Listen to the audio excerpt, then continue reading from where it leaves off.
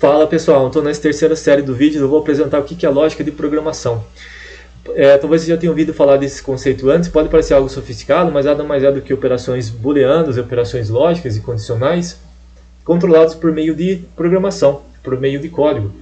Então, já vimos no vídeo anterior o que são variáveis booleanas, que são variáveis que recebem valores binários, ou seja, valores 1 ou 0, ou também true ou false, e a primeira operação que a gente vai aprender a fazer é negá-las. Então, o contrário de verdadeiro é o que é falso, e o contrário do que é falso é o que é verdadeiro. Então, e como é que eu nego uma variável booleana? Basicamente, eu preciso colocar o sinal de interrogação antes dela, de exclamação, aliás. Então, o contrário de true, o resultado disso é o R1, que no caso é falso, e o contrário de falso, o contrário disso está em R2, que é true. E também é possível fazer isso com valores binários, ou seja, valores 1 ou 0. O 1 representa true e o 0 representa falso. É assim que funciona em programação, em lógica binária. Então, o contrário do verdadeiro também é o falso, e o contrário do falso é true. Isso também funciona para valores null undefined. Então, o contrário de null é true, e o contrário de defined também é true, como a gente pode ver em R5 e R6. Agora, aqui é uma curiosidade, né? Faz sentido que o contrário de undefined seja true? Não sei. Se você está dizendo que esse valor é indefinido, esse indefinido ele pode ser true, ele pode ser falso, pode ser inclusive um texto, pode ser um número, pode ser qualquer outra coisa, pode ser uma lista. Mas é assim que o JavaScript funciona. Então é uma definição que você precisa saber, porque é assim que é, tá? Então, vamos ver agora o operador AND, que é o operador E. Comentar, salvar. Então, olha só. O operador E, ele retorna o valor true, ele retorna o valor verdadeiro quando ambas as variáveis forem verdadeiras. É como se eu for num restaurante e dizer assim para o garçom: garçom, eu quero um suco de maçã e banana. Eu não quero apenas um suco de maçã ou de banana. Eu quero maçã e banana junto, misturado, liquidificado. Então, é isso que o operador AND vai fazer. Ele vai retornar verdadeiro somente quando ambas as variáveis são true. Então, eu tenho aqui uma tabela lógica, não sei se você já viu isso antes, mas olha só. Isso aqui você pode interpretar como a primeira variável, isso aqui como a segunda. E aqui o resultado, que só é verdadeiro quando ambas as variáveis são verdadeiras. É assim que funciona a AND. E note que eu fiz isso com 2 caracteres. Se eu uso um caractere só, e note que usando 2 caracteres ele retorna o valor, lógico, true e false. Mas eu vou comentar e usar apenas um caractere aqui, como operador. Então olha só. Olha o que ele retornou para mim. Ele retornou um bit 0 e 1. Usando um caractere ele retorna valores numéricos. Por quê? Isso é um detalhe, mas tipo assim, tem banco de dados que às vezes você não vai salvar isso aqui como true ou false, você vai salvar isso aqui como um texto. Então ele vai salvar false sendo string, true sendo string, 1 sendo string, 0 sendo string.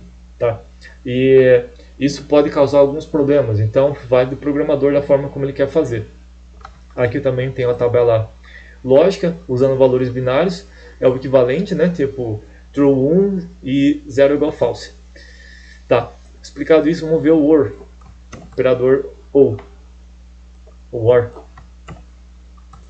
Então olha só, o OR ele funciona assim, ele vai retornar verdadeiro quando qualquer uma das variáveis forem verdadeiras. É tipo assim, eu vou no mesmo exemplo, eu vou no restaurante e peço para o garçom: garçom, eu quero um suco de banana ou de maçã. Então ele vai na cozinha e vai verificar, tem banana? Tem, então dá um suco de banana. Tem maçã? Também tem, então pode entregar um suco de banana, de maçã. Então basta que qualquer uma das variáveis seja verdadeira para retornar true. Como a gente pode ver em R1, 2, 3 e apenas o 4 é false, porque em 4 ambos os inputs, a primeira e o segundo é false, então não tem como retornar true. A tabela verdade disso é isso aqui, ó. Aqui é a primeira variável, aqui é a segunda, e ele só retorna false quando ambas são false. Vou comentar e apresentar o valor em forma de bit, que é a mesma coisa. Usando um caractere, em vez de ele retornar true ou false, ele retorna 1 e 0.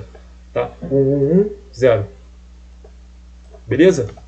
Então vamos lá. Agora, lógica condicional. O que é lógica condicional? Vou comentar aqui. Basicamente o seguinte. Tá? Então eu criei uma variável, dei o nome dela de condition, disse que é true.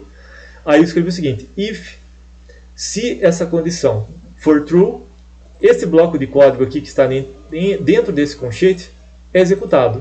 Se isso aqui for false, esse código não seria executado. Pode ver que até o VS Code já percebeu, ó, isso aqui é falso, então ele deixou isso aqui um pouco mais escuro. Mas retornando para true, esse bloco de código é verdadeiro.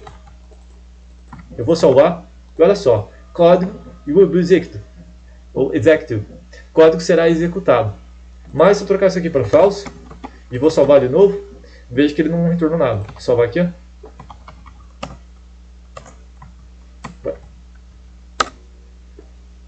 Não retornou nada. Mas isso aqui sendo true, ele executa. Tá? Basicamente isso. Isso aqui é uma operação if. Bem básico, né? Então, vamos ver agora uma segunda... esse aqui é o segundo exemplo. Só que eu escrevi, só que eu não precisava escrever porque já tinha outro exemplo aqui. Terceiro exemplo. If else. Então, depois do if, eu posso concatenar um else. De modo que, se isso aqui for verdadeiro, se a condição for verdadeira, ele executa o primeiro bloco. Ora, se é a primeira verdadeira, o else não é executado. Então, esse código aqui não será executado. Está aqui o exemplo, né? Tipo, if code will be executed. Então, a condição if será executada, mas else não é executado. Tanto é que ele só imprimiu if. No exemplo 4, é o mesmo exemplo do anterior, só que eu deixei o condition como false. De modo que esse bloco de código não é executado, e apenas o bloco else é executado aqui, ó. Else code will be executed. Então, vou fechar aqui. Comentar. Agora vamos ver um operador switch. Então, o switch funciona assim. Ele tem uma chave. Essa chave aqui eu dou um valor. E ele vai verificar. Ó, se esse key for igual ao valor first, ele vai executar esse aqui. Se esse código... Se o key for igual a second, ele executa esse, e assim sucessivamente. Se for igual a esse código aqui, executa esse. Isso aqui não necessariamente precisa ser first, second, third, pode ser qualquer valor. Aqui poderia ser, por exemplo, ABC, e aqui ele vai ficar, isso aqui é igual a ABC, então a primeira parte executada. Poderia definir isso aqui, por exemplo, XYZ, e aqui qualquer outro valor, o VW. Então, se a ABC for igual ao VW, ele vai ser executado nesse terceiro caso. Ele apenas vai verificar, vai fazer um comparativo.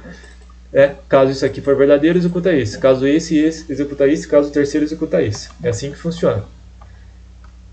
Como eu deixei aqui third, ele vai dizer, ó, third case executed. Preciso melhorar o inglês, hein? Terceiro caso executado. E se nem o primeiro, o segundo, o terceiro for executado, então o caso default é executado. Por exemplo, se aqui eu trocar para qualquer valor, e salvar, ele não dá match com o primeiro, nem o segundo, nem o terceiro, então executa o terceiro. Ou, aliás, executa o default. Vou comentar.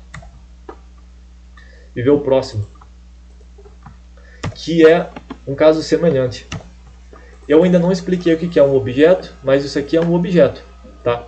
Isso fica para uma aula futura para explicar isso aqui com mais detalhes. Mas é muito simples. Então, eu tenho um objeto, aqui eu defini várias propriedades, propriedade first, second e third.